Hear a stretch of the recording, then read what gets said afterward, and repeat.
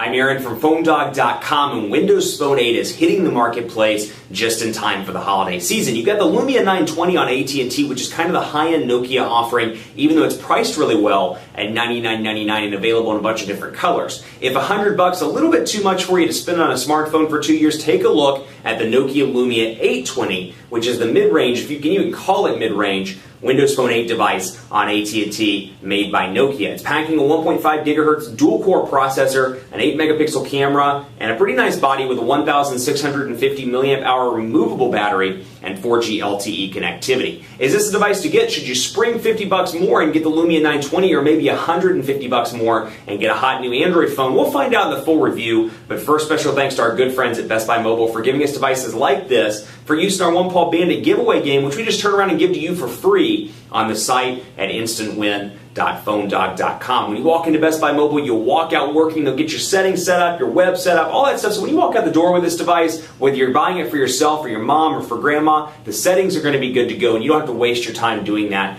on Christmas Day or on the holiday you celebrate at Best Buy Mobile. Let's take a look at this Nokia Lumia 820. Is this a device to get? Now let's take a look in the full review, which starts right now.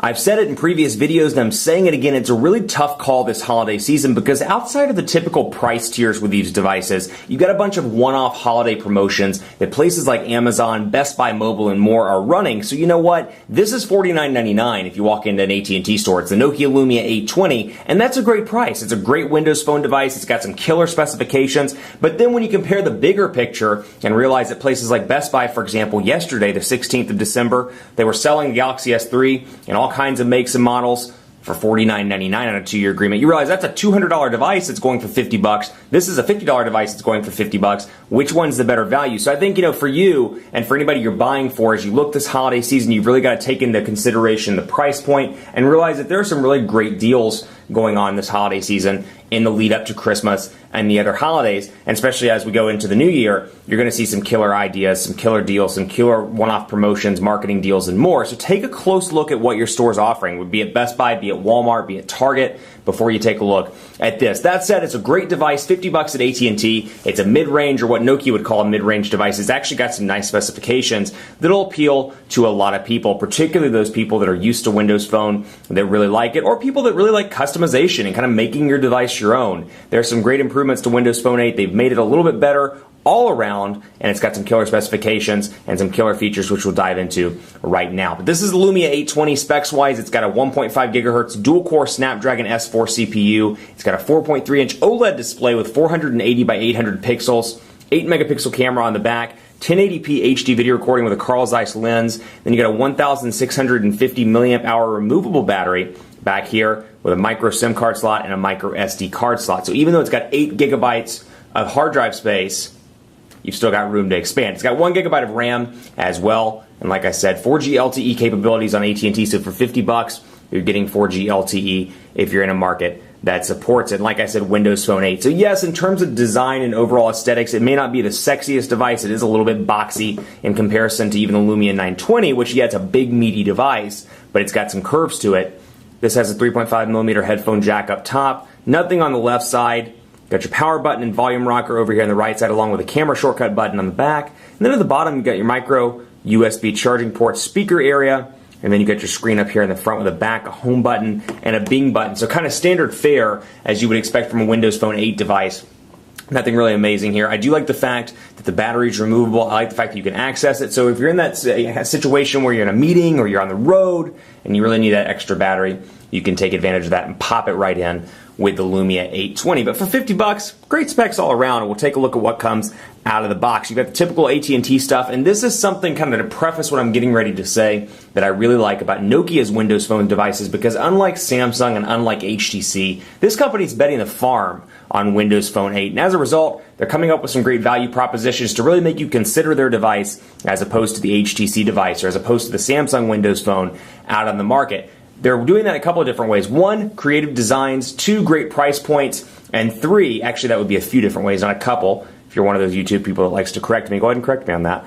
But you can see the Nokia stuff down here. These are applications that are exclusive to Lumia devices. Applications like Nokia City Lens, Nokia Drive Beta, Nokia Maps, Nokia Music, all out of the box and all free with the purchase of a Lumia device. So that's something that's pretty impressive. But we'll talk about those later in part 1 and even into part 2 of the review video. Out of the box, you do get the AT&T stuff: code scanner, family map, navigator, radio, UVerse Live TV, ESPN, Xbox Live, music and videos, My AT&T, Office, OneNote. So kind of a combination of some AT&T and Microsoft stuff. But you got OneNote down here, you have Store, you have Wallet, and of course Weather Channel and Yelp I've downloaded myself. Now the benefit to Windows Phone 8, you can uninstall these AT&T applications. So if you don't want it, get rid of it. Navigator, don't need it.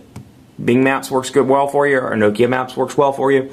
Get rid of it. UVerse Live TV, etc. And you should have YP Mobile. I thought maybe I missed that. No, actually it's not installed on this one, or maybe I already deleted it in the unboxing. I can't remember. Pretty sure YP Mobile comes on this out of the box. But typical Windows Phone 8 look and feel, they've really kind of reinvigorated the home screen here with the ability to customize your live tiles to really make this device your own. So like they want to tell you in the press conferences, and like they've been harping on us to mention, and it's actually a pretty important point, no device is really the same when you look at it. You can delete stuff, move stuff around, really make this device your own, change it around, move stuff around, customize it, make the Weather Channel one small if you want to, make it large if you want to, so I can get easy access to the weather. And this is great because considering Windows Phone 7, this was a big problem I saw where you couldn't change the tile size of the Weather Channel, for example, or change the tile size of messaging, or change the tile size of people, where I can really see a use case where, come in here, need to read my messages, I can make it larger and get previews of my text messages as they come in. So that's one area where they've really customized and made it better. And you can see all the different levels of customization I can do here. I can move the AT&T one around, and this is always hard to do. Let me see if I can get it to work right. Bring the AT&T thing right down here in the middle in between these. There we go.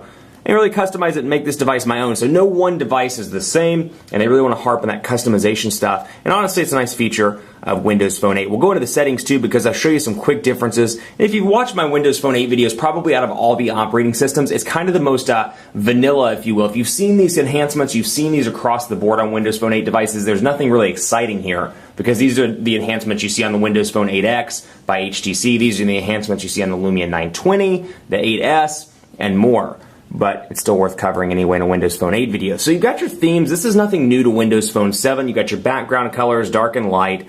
Again, nothing new there, but you've got a ton of different accent colors to choose from. I happen to be a big fan of crimson, and you can see new colors really make this device your own as opposed to the 6 or 7 colors that came with Windows Phone 7. I found that really boring, and like a couple of weeks in, I found myself wanting to change it all around a million times, and unfortunately I couldn't. But you've got some new ones, steel, you've got this kind of mauve, you've got an olive color, so a lot of different choices to go with right here. And as a result of being able to customize these, like I said a second ago, you've really got more information coming to your home screen. You've got new people coming to your home screen, more weather information, perhaps the week in review, like you got down here, the week forecast rather, calendar stuff, pictures, Facebook. I can spread it out. You can see this picture I took of Dallas a couple of weeks ago showing up on my Facebook timeline, which we'll go ahead and open this up. And if you want to follow me on Facebook, it's facebook.com/HiAaronBaker is the username.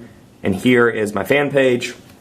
And we'll go right in and take a look at what an application like Facebook looks like. You've probably used Facebook on your Android or your iOS phone or BlackBerry or whatever phone you've got. And if you're new to Windows Phone 8, it's going to be important to see how those applications work on a new platform. And I'll say it's very clean. It's very different still to this day. I find the whole, just little things like the way the text kind of falls off the side of the screen. I find it to be, really clean and really kind of a new look in certain ways, and then in other ways I find it to be kind of annoying. And of course you can come up here and scroll around and move that as you see fit. But here's my info, and I've got 3,864 likes on the fan page. Facebook.com/HiAaronBaker is that. And then of course the wall where all the people have commented, which I love reading those comments. Photos, info, my wall, and of course I've got some different posts that I've done and more. So again, kind of a stock look and feel here, but you've got some customizations. It definitely looks different than anything you've probably seen from iOS or Android. So if you haven't spent a second with Windows Phone 8, these applications are going to be important to kind of show off. And these are what I consider to be flagship applications like Facebook, Twitter, really important to the overall first look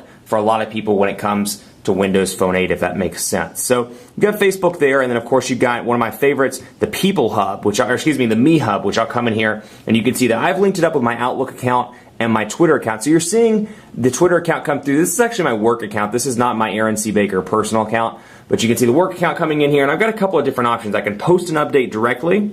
I can check in. I can set a chat status. I can post this to Twitter right now, but I can link different accounts together. So Facebook, Twitter, a couple of different Microsoft applications and more, and really post an update either across all of those. I can customize those and say, hey, here's one for Twitter, here's one for Facebook, here's one for updating to whatever other social network I use. Then you get your notifications here. You can see people have mentioned me in tweets.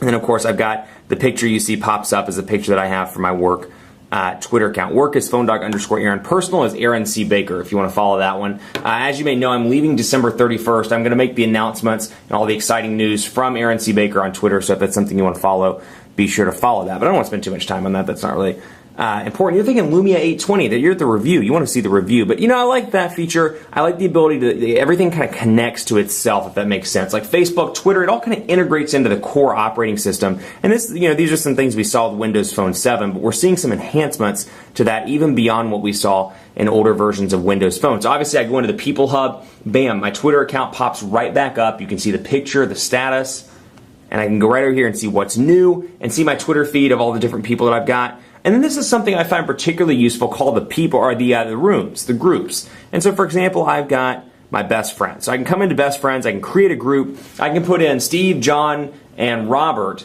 and those can be my best friends. Those are totally names I pulled out of thin air. I do not have friends. I mean, I'm sure I've got friends named Steve, John, and Robert, but totally out of thin air. I've got those in the group. Let's say they all have Windows Phone devices. I can add them to this group and we can kind of have a chat within the group, and it doesn't come out of your text message allotment, which is nice for some people. And then you can share calendars, share updates, and more, all from the convenience of this one group. So it's really about taking groups to the next level. I find it useful where another place where I think this would be incredibly useful for families that have Windows Phone, obviously by Family Room right here, which is particularly useful.